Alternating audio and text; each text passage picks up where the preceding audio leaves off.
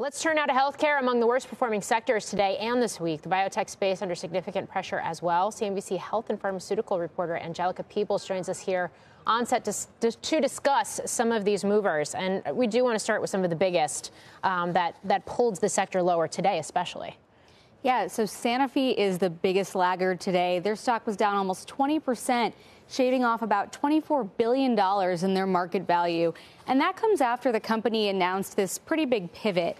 They are scrapping their 2025 margin goals and instead saying they're going to focus on investing in R&D, increasing those investments. And of course, that sounds like good news to say that we're going to focus on what's coming next. But it's a pretty big change for investors who were focused on that margin in 2025. And now they're looking at a different type of business strategy going forward.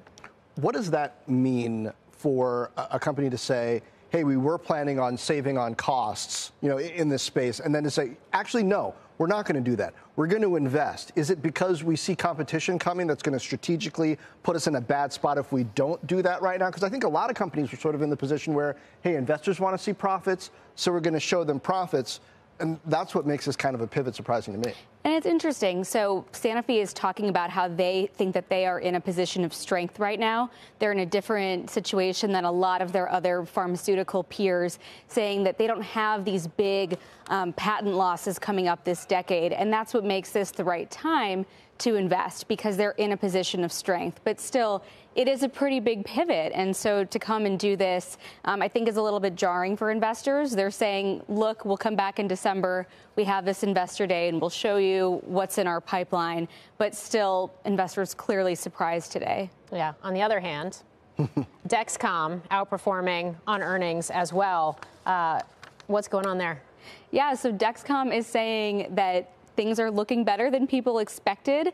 There's been all of this talk about how GLP-1s, those weight loss drugs, are going to just decimate the market for things like diabetes products, which is what Dexcom specializes in. They sell continuous glucose monitors.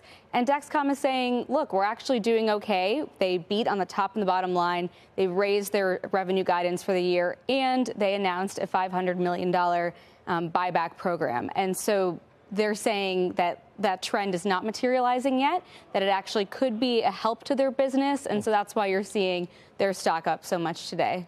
And they are the one that beat out Intel for the top spot on the NASDAQ 100. There you go. Very similar commentary, by the way, to Abbott when he was on. Exactly. The CEO was on our air not that long ago. Yeah, they're saying the same thing, that they think that that the glucose monitors and the GLP-1s can actually coexist and potentially work together.